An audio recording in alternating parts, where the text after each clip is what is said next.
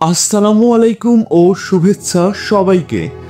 আজকের আলোচনায় আমরা এমন এক রাজনৈতিক দল নিয়ে কথা বলবো যা বাংলাদেশের ইতিহাসে এক অবিচ্ছেদ্য অংশ, বাংলাদেশ জামায়াতে ইসলামী। এক সময় দেশের রাজনীতিতে যারা ছিল একটি বড় শক্তি, আজ তারা যেন অন্ধকারে হারিয়ে গিয়েছে। কিন্তু প্রশ্ন হচ্ছে, তারা কি আবার ফিরে আসছে রাজনৈতিক ময়দানে?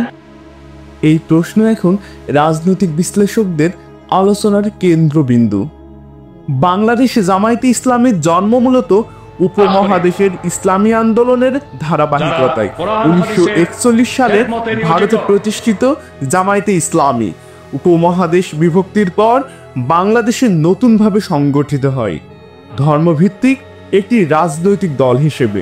স্বাধীনতার পর এক সময় তারা নিষিদ্ধও হয়, তবে পরে রাজনীতিতে ফিরে এসে জাতীয় সংসদে আসন লাভ করে, এমনকি সরকারেও অংশ নেয় 2001 সালে। কিন্তু 2013 সালের পর পরিস্থিতি নাটকীয়ভাবে বদলে যায়। যুদ্ধ অপরাধের বিচারের মাধ্যমে দলের অনেক শীর্ষ নেতা ফাঁসি ও কারাদণ্ড পান। দলটি আইনগতভাবে নিবন্ধন হারায় এবং রাস্তায় রাজনীতি প্রায় বন্ধ হয়ে যায়। বর্তমানে বাংলাদেশের রাজনীতিতে বড় দুটি শক্তি, আওয়ামী লীগ ও বিএনপি, দুজনেই নিজেদের জায়গায় টিকে আছে, কিন্তু জনগণের মধ্যে বিকল্প খোঁজার প্রবণতা ক্রমশ বাড়ছে। এই সুযোগে জামায়াতে ইসলামী ধীরে ধীরে পুনর্গঠনের পথে হাঁটছে। তাদের নতুন প্রজন্মের নেতৃত্বে সামাজিক সংগঠন, শিক্ষা প্রতিষ্ঠান ও মানবিক কার্যক্রমের মাধ্যমে আবারও সমাজে প্রভাব বিস্তার করার চেষ্টা করছে।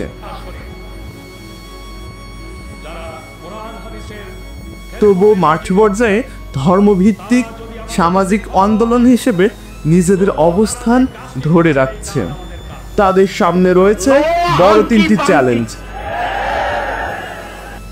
নেতৃত্বে প্রজন্মগত পরিবর্তন, জনগণের আস্থা পুনরায় অর্জন, বিশেষ করে তরুণ প্রজন্ম এখন ধর্মনিরপেক্ষতার পাশাপাশি বাস্তব রাজনীতি চায়। তারা প্রশ্ন করছে, ধর্মভিত্তিক দল কতটা আধুনিক, বাংলাদেশে টিকতে পারবে?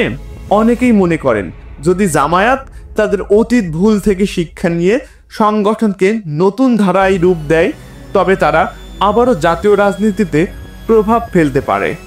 বিশ্ব রাজনীতিতে ইসলামী আন্দোলনের ভূমিকা যেমন পরিবর্তন হচ্ছে, তেমনি বাংলাদেশের ক্ষেত্রেও এর প্রভাব পড়ছে। মধ্যপ্রাচ্যে ইসলামিক দলগুলো এখন তুলনামূলকভাবে রাজনৈতিক বাস্তবতার সঙ্গে মানিয়ে নিচ্ছে। বাংলাদেশ জামায়াতও যদি সেই পথেই চলতে পারে, যেখানে ধর্মীয় আদর্শ থাকবে কিন্তু বাস্তব রাজনীতির সাথে সামঞ্জস্য রেখে জনগণের পাশে দাঁড়াতে হবে। প্রশ্ন একটাই, জামায়াত কি নতুন রূপে ফিরে আসতে পারবে, নাকি ইতিহাসের পাতায় হারিয়ে যাবে? মন্তব্যে জানাও, তুমি কি মনে করো, জামায়াত ইসলামী কি বাংলাদেশের রাজনীতিতে আবার ভূমিকা রাখতে পারবে, নাকি হারিয়ে যাবে কালের যাত্রায়? পরবর্তী ভিডিওতে আপনি কোন বিষয়ে জানতে চান তা নিচের কমেন্ট বক্সে জানাতে ভুলবেন না। আপনার পরামর্শ অনুযায়ী আমরা পরবর্তী ভিডিও প্রকাশের চেষ্টা করব।